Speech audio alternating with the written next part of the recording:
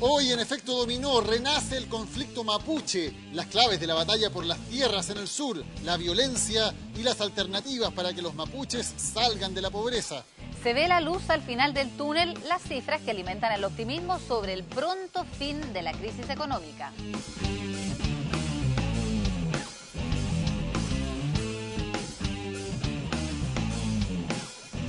Hola, ¿cómo están? Muy buenas noches y bienvenidos a Efecto Dominó. Muy buenas noches, este es ya el penúltimo capítulo de nuestra temporada de Efecto Dominó y vamos a hablar del conflicto mapuche que vuelve a preocupar al país. Quema de casas, tomas de fondos, ataques contra buses y camiones son algunos de los síntomas que están mostrando el problema pendiente en el sur. Un conflicto que en verdad se arrastra ya por casi 500 años y que en estos días está poniendo en duda la seguridad en zonas de la Araucanía y también está afectando nuestra imagen como país. Así es, y vamos a partir por dimensionar el tema mapuche porque hay algunas confusiones. Según el censo, en Chile hay más de 600.000 personas de esa etnia, pero la mayoría no vive en comunidades tradicionales, sino que están insertos en las ciudades. Solo 227.000 mapuches son habitantes rurales del campo. Sí, y tampoco todos viven en la Araucanía. Vamos a verlo aquí expuesto gráficamente en el estudio de Efecto Dominó. Solamente un tercio, el 33,6% de los mapuches viven en la región de la Araucanía. Otro tercio, el 30,3%, vive en Santiago. El 16,7% en las regiones de los lagos y de los ríos.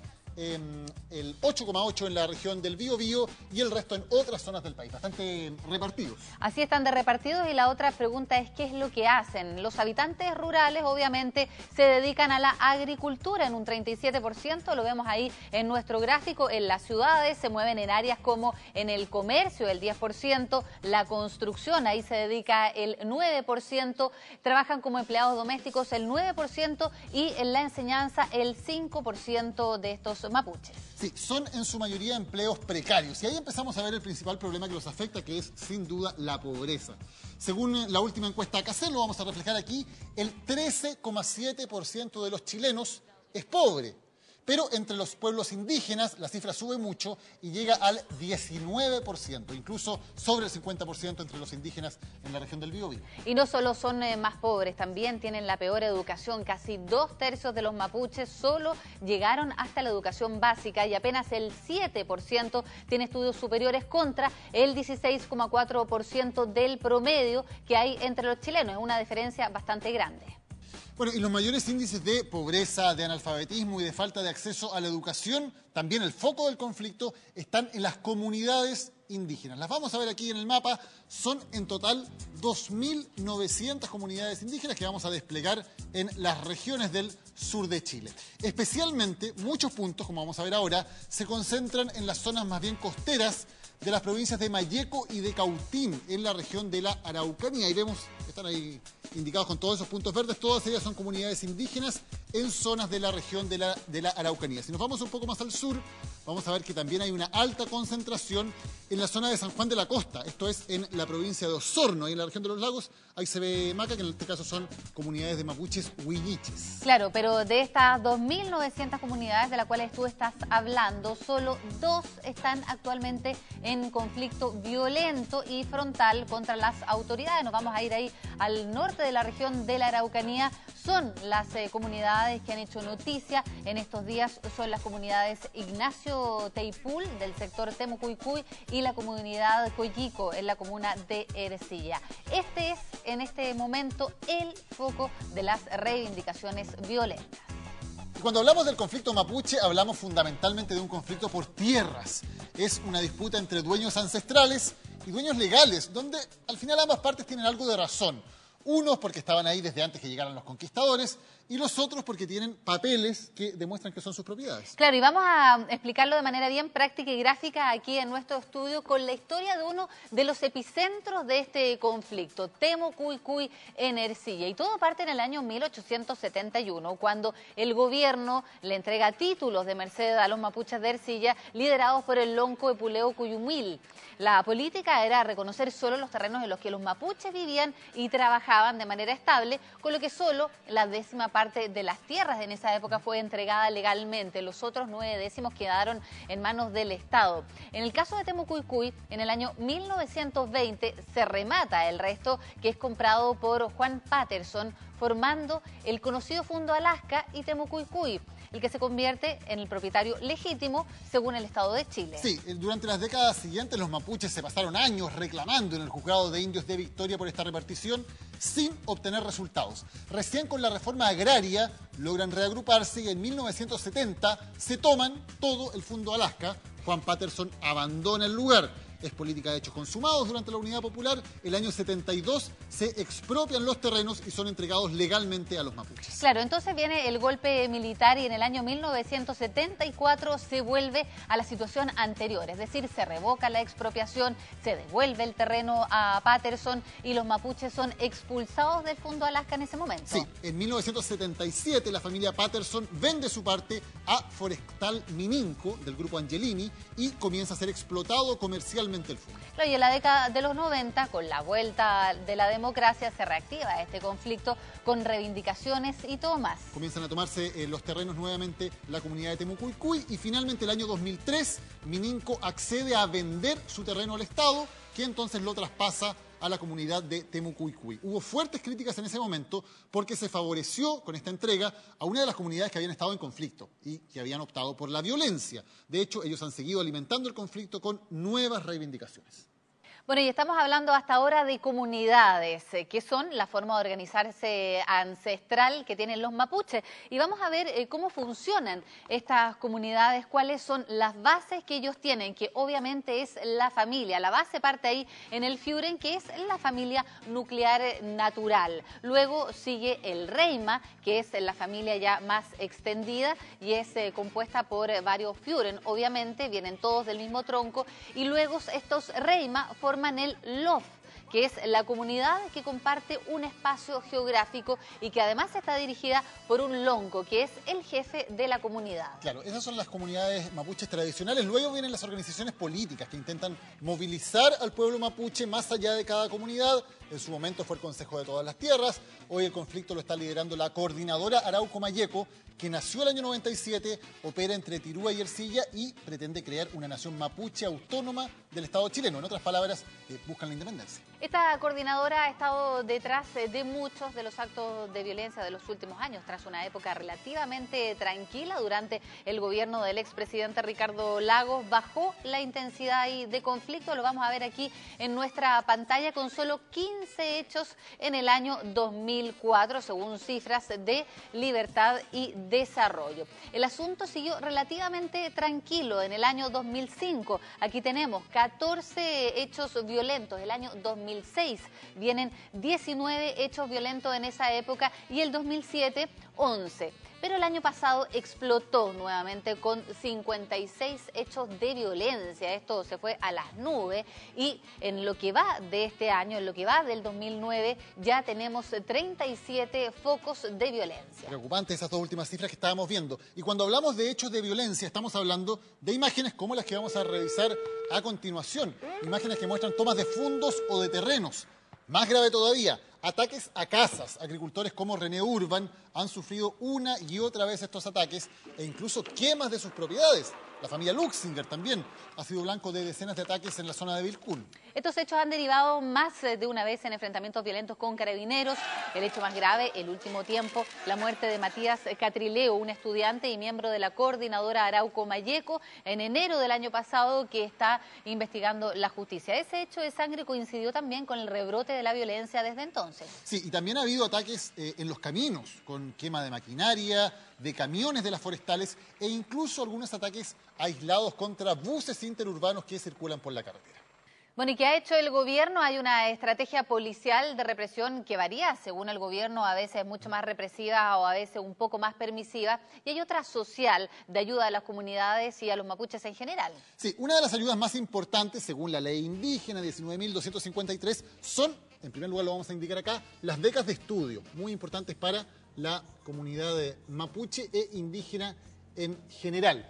Estas becas intentan cerrar esa tremenda brecha educacional de la que veíamos al principio y que afecta a los mapuches. Se les entrega una beca en dinero a cada mapuche que cursa estudios, que va desde los 89.000 pesos para la básica hasta 579.000 pesos mensuales en el caso de la educación superior. Bueno, y la otra ayuda que tienen es justamente lo que hemos ido viendo hasta ahora, que es la entrega de tierras, que hay una manera de postular y así se van entregando terrenos. Desde el año 1994, justamente con la aprobación de esta ley indígena, el Estado le ha entregado, o también podemos decir, le ha devuelto, en el fondo, depende del punto de vista con que se mire, 650.000 hectáreas a las comunidades, con un costo total de 160.000 millones de pesos. Son territorios bastante extensos. Vamos a hacer una comparación. Si esa cantidad de tierras la ponemos en un mapa del Gran Santiago, que tenemos ahí indicado en rojo el Gran Santiago, veamos cuántos territorios significaría lo que se ha entregado. Ahí está.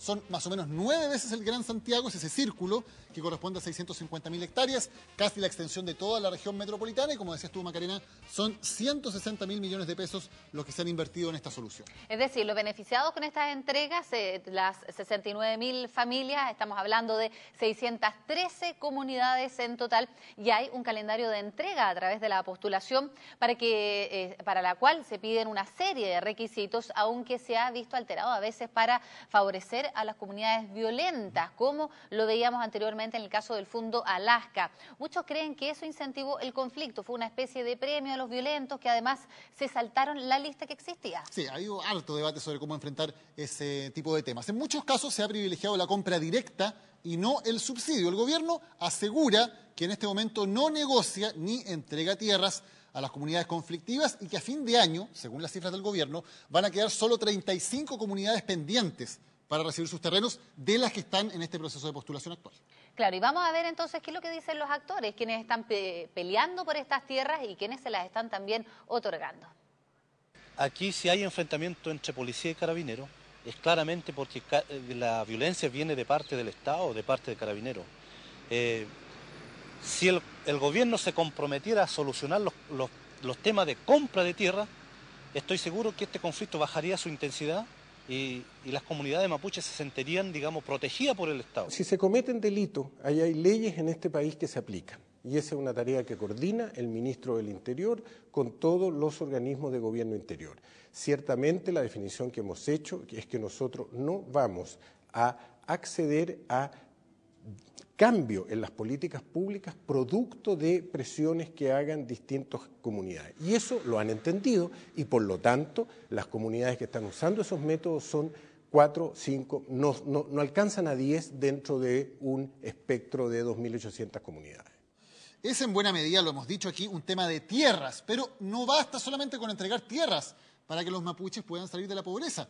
El gran problema es que ellos siguen manejando sus terrenos como lo han hecho por siglos, con una agricultura que es de subsistencia muy básica, porque no tienen ni los conocimientos, ni la capacidad técnica, ni el capital, ni la maquinaria para poder sacarle rentabilidad a esas tierras. Y además la ley indígena les prohíbe hipotecar o vender sus territorios. Eso tiene una lógica. Si les entregan las tierras no es para que al día siguiente las vayan y las vendan, pero también les impide darles una explotación comercial de acuerdo con las reglas del libre mercado. Sí, ese es el problema. Afortunadamente hay algunos ejemplos positivos de comunidades emprendedoras que han recibido el apoyo y que están sacando provecho a lo que tienen para poder salir de la pobreza. Veamos algunos ejemplos, Macarena, tenemos imágenes. Sí, hay ejemplos buenísimos, por ejemplo, de etnoturismo, que es grito y plata especialmente entre los turistas extranjeros. Existe un circuito formado por 9 comunidades aisladas, la ruta Mapu-Lahual de Huilliches en San Juan de la Costa, la comuna más pobre de Chile, a ojo.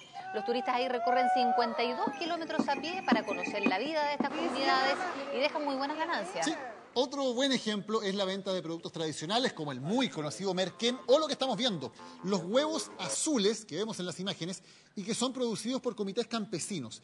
La corporación COM se dedica a organizar la venta de este producto que se comercializa en hoteles y es una fuente de ingresos ya para cerca de 220 familias. Hay más, también exportan productos agrícolas como el lupino, una leguminosa que se envía especialmente a Medio Oriente. Hay unos 500 agricultores organizados para cultivarlo y exportarlo. Otro buen ejemplo, en Tirúa, una zona de conflicto bastante violento en los últimos años, hay 17 grupos de tejedoras que se unieron para vender sus prendas, que están hechas con pigmentos naturales, y les ha ido bastante bien. Logran hasta 50 millones de pesos al año vendiendo estos productos. Y también hay productos medicinales, tallados en piedras, en fin, hay una serie de cosas que tienen que ver con la artesanía. Lo importante es que bien organizados los miembros de estas comunidades pueden darle valor agregado a sus productos y ampliar sus horizontes. Sí, son iniciativas bien interesantes y que además permiten romper un poco esa barrera que se crea muchas veces entre comunidades mapuches y huincas, como se dice. Y también, tal vez nosotros podemos ampliar nuestros horizontes reconociendo lo mapuche en lo propio. Somos un pueblo mestizo, mezcla de español y mapuche, no solo en los rasgos, en la fisonomía, sino también en el lenguaje que usamos diariamente. Y es bien interesante porque hay una serie de palabras que no tenemos la menor idea que son mapuche. Por ejemplo, pebre. ¿Te gusta el pebre? El pebre. Te puede doler la guata si comes mucho pebre, sí. Que también es mapuche, que quiere guata, quiere decir víscera, ¿no es cierto? Pero a mí me gusta solo un pichintún. De merquén. Pichintún es poquitito, bueno, merquén todo lo Cambucho, cuncuna. Cuncuna, que es una palabra muy linda, también es mapuche. ¿Y quién no ha escuchado, por ejemplo, el tremendo cagüín? ¿Cagüín? Con mucho bochinche. Sí, un cagüín, y tú sabes lo que quiere decir cagüín, reunión de loncos, en donde se hablaba mucho. Claro. Bochinche, gente bulliciosa, malón, un ataque por sorpresa, en fin, y también muchos lugares, un montón de lugares, de hecho, muchas comunas de Santiago como Ñuñoa, Pudahuel, en regiones como Pucón, Rancagua, Talca, son todos lugares cuyos nombres están en idioma mapudungun. Claro, por eso hay diccionarios que los pueden tener y así también amplían su vocabulario y también conocen más la cultura. Para cerrar el tema hay que tener cosas que deben quedar bien claras, ¿ah? El conflicto mapuche es más bien el conflicto de algunas comunidades que utilizan la violencia para obtener terreno, o los más radicales también para buscar autonomía, que hay que decir son los menos. Y el Estado tiene un doble deber: por un lado garantizar la seguridad sin duda, y por el otro dar condiciones para que estas comunidades puedan desarrollarse como ellos quieren. Sí, obviamente la atención se le llevan siempre estos hechos de violencia, pero son hechos muy minoritarios. El gran problema aquí es la pobreza en que viven esas comunidades. Por eso, más allá de la tierra, hay que respetar sus características, hay que valorar su cultura y reconocerla como parte importante de lo que somos los chilenos, porque son absolutamente parte de nosotros.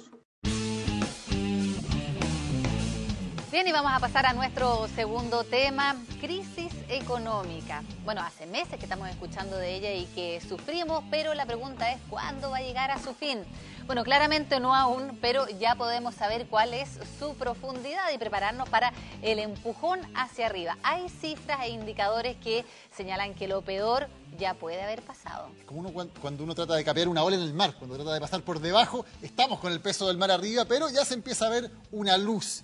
Comencemos por la construcción, que es lejos el sector más afectado por esta crisis. No solo eso, fue ahí donde empezó la crisis, con el estancamiento en la venta de viviendas en Estados Unidos. Recordemos que al principio hablábamos incluso de la crisis hipotecaria, de la crisis subprime, para explicarlo. Exactamente. Bueno, vamos a verlo aquí en nuestro estudio para graficarlo. ¿Qué fue lo que pasó entonces en Chile? Veamos el ejemplo del Gran Santiago. A finales del año 2007, inicios del 2008, se construía a un ritmo aceleradísimo, con ventas por sobre las 8.000 viviendas trimestrales. Con este panorama, la construcción estaba en pleno desarrollo, pero el golpe vino entre abril y junio del año pasado, con un frenazo de las ventas que cayeron a poco más de 6.000 viviendas vendidas ese trimestre. Se viene la paralización de proyectos que trae a su vez despidos paulatinos en el sector de la construcción. Claro, se pararon las ventas, ahí quedaron con el letrerito de se vende, muchos proyectos estancados. Las ventas seguían cayendo con un mínimo a finales del 2008 de 5.500 viviendas vendidas en el último trimestre. Sigue aumentando el desempleo en la construcción y las inmobiliarias paralizan todos sus proyectos. Claro, había demasiado stock por vender. Había que reaccionar de alguna manera, pero era difícil porque la gente estaba cauta, las tasas de interés, acuérdate, Maca, estaban súper altas en esa época, no había posibilidad de acceder a los créditos y había mucha incertidumbre con respecto a cuánto iba a durar esta crisis. Bueno, pero no iba a ser para siempre. Vienen entonces los ofertones inmobiliarios con ventas nocturnas. ¿Se acuerdan ustedes de los combos de departamento más auto con mueble incluso? Todo. En algunos casos, claro, bajan las tasas, además, las tasas hipotecarias a niveles muy tentadores y las expectativas de los consumidores empiezan a mejorar. El mercado se comienza a mover y el stock de departamentos también comienza a bajar entonces. Sí, van a empezar a desaparecer esos letreros de se vende, porque ya el segundo trimestre de este año la estrategia daba resultados. anotaba entre abril y junio ventas por casi 7.000 unidades en el trimestre. Hasta aquí las cosas, no podemos decir que ya se reactivó el sector inmobiliario, pero debería ser el paso que viene. Deberían, una vez que se acaba el stock, comenzar a retomarse esas construcciones que habían quedado pendientes. Claro, y la pregunta es, ¿basta para hablar de recuperación todo esto? Claramente todavía no, porque desde el mismo sector inmobiliario dicen que las cosas están mal, pero que el ambiente es el que está mejor. Claro, están comenzando a mejorar. Para ver lo mal que todavía están las cosas en el tema de empleo, hay que ver qué es lo que pasa con la cesantía. Las últimas cifras de la medición en el Gran Santiago, que las hace la Universidad de Chile, dan cuenta de un aumento de la cesantía en todos los sectores, pero en algunos, como la construcción, el tema es realmente crítico todavía. Pero revisemos las cifras para ver la dimensión que ha tenido esta crisis, especialmente en algunos sectores. Veíamos recién el tema de la construcción. Vamos a las cifras de transporte. Ahí vemos el 9,1% de los desempleados en el Gran Santiago pertenece a este sector, el 9,2% a servicios personales, el 9,7% del desempleo en el Gran Santiago corresponde al comercio, 14,7% a la industria manufacturera y mire, fíjese usted, el 22% es de la construcción. Este es el sector que más puestos de trabajo ha perdido en un año por el fenómeno de la caída de las ventas, el aumento de stock y la paralización de proyectos que explicábamos antes. Y además la última encuesta del INE también arrojó cifras que no son nada alentadoras, 10,7% de desempleo a nivel nacional y subiendo.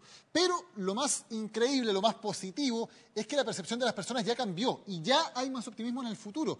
De hecho, según la encuesta de expectativas de la Cámara de Comercio de Santiago, los empresarios y los emprendedores ya creen que topamos fondo, que hay que comenzar a planificar el despegue. O sea, como dicen en el mundo anglosajón por estos días, se ven los brotes verdes ya. Así es, y eso sería bastante bueno. Pero miren, además podemos decir otras cosas. La encuesta de percepciones y expectativas de la Universidad de Chile, en este caso, demuestra algo muy similar, pero desde el punto de vista de las personas, de nosotros, de los consumidores. Vamos a revisar cuál ha sido la evolución de la confianza de los consumidores. Teníamos que, por ejemplo, aquí en junio del año pasado se ubicaba acá en 88,6 puntos. Subimos luego en septiembre a 90 puntos y entonces ahí empezó la crisis. De inmediato la confianza bajó, llegó en diciembre y marzo a niveles bastante bajos, como podemos ver ahí, y en la última encuesta se disparó y eso es lo más notable porque podemos ver cómo llegó a los 96,4 puntos, mejor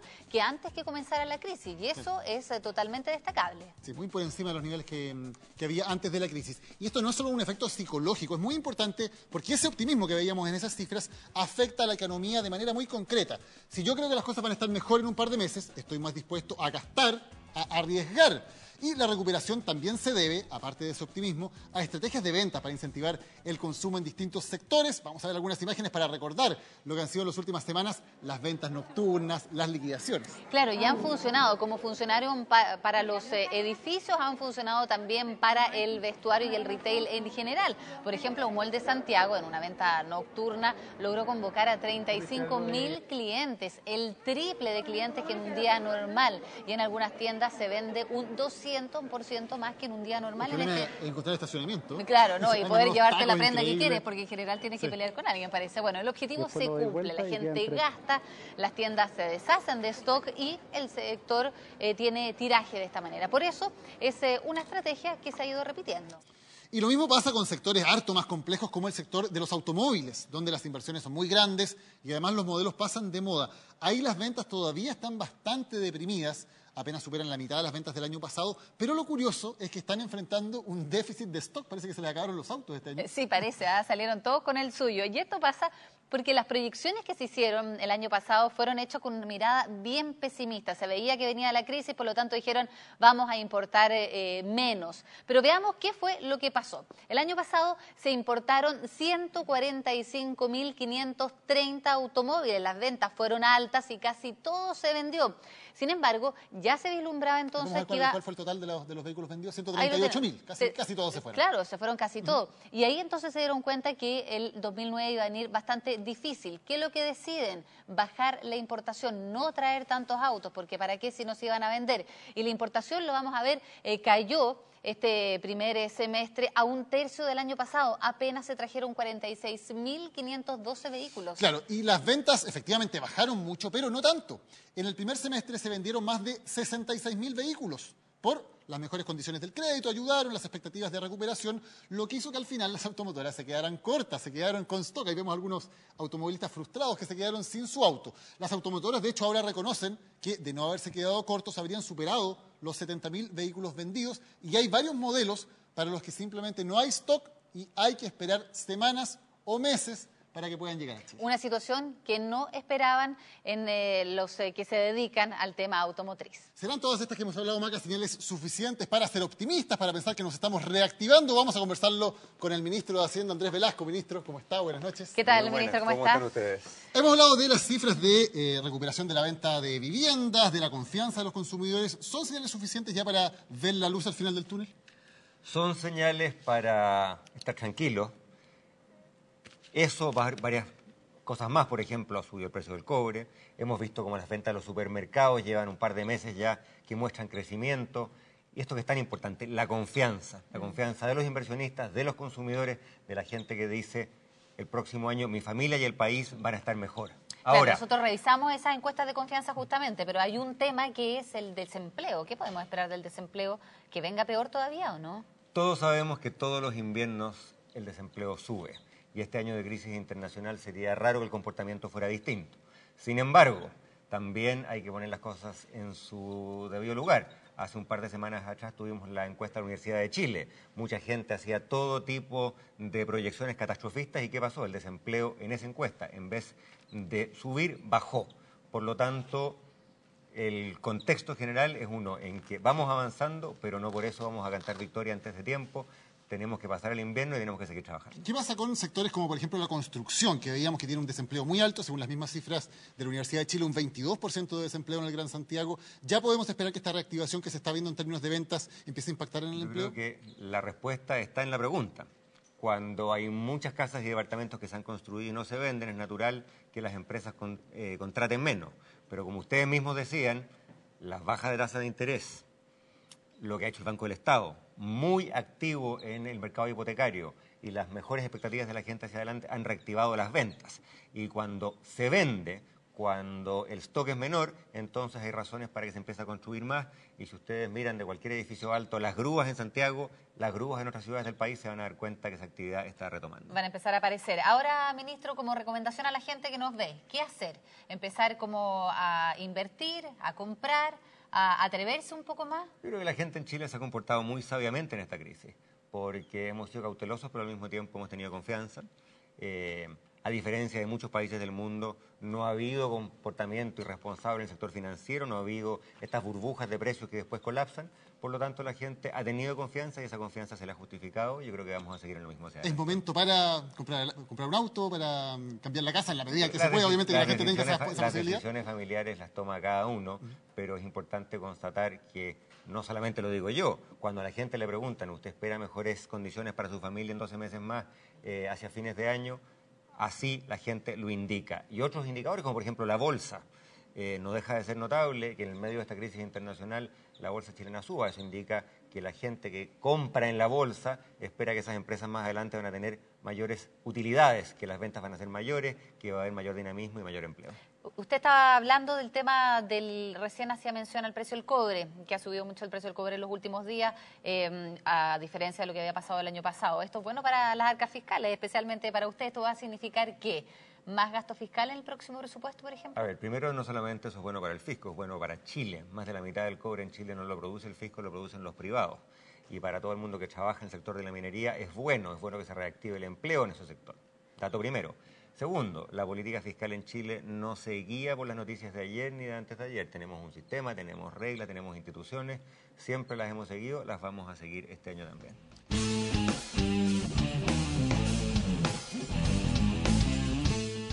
Estamos de vuelta, ministro. Estábamos comenzando a hablar del tema del gasto fiscal. Ya estamos empezando a pensar en el presupuesto del año 2010. ¿Cómo viene ese presupuesto? ¿Igual de expansivo que el del 2009 o menos?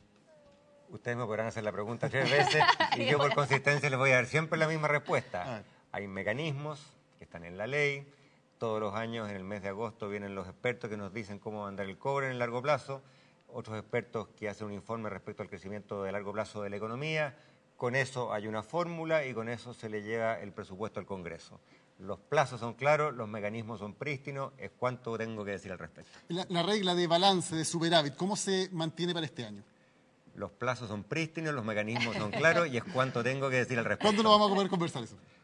La ley es clara, el presupuesto se le presenta al Congreso el 30 de septiembre y esa es la fecha. ¿Y usted va a mirar con un poco más de, no sé, de cuidado el tema del Sename, por ejemplo?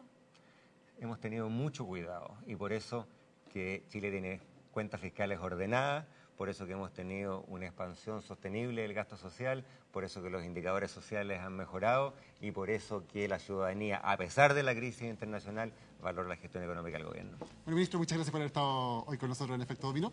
Muchas gracias. Muchas gracias. Encantado. Bien, y así despedimos el programa también. Muchísimas gracias por haber estado con nosotros, pero sigan nuestra sintonía. Ya viene Telenoche. Buenas noches.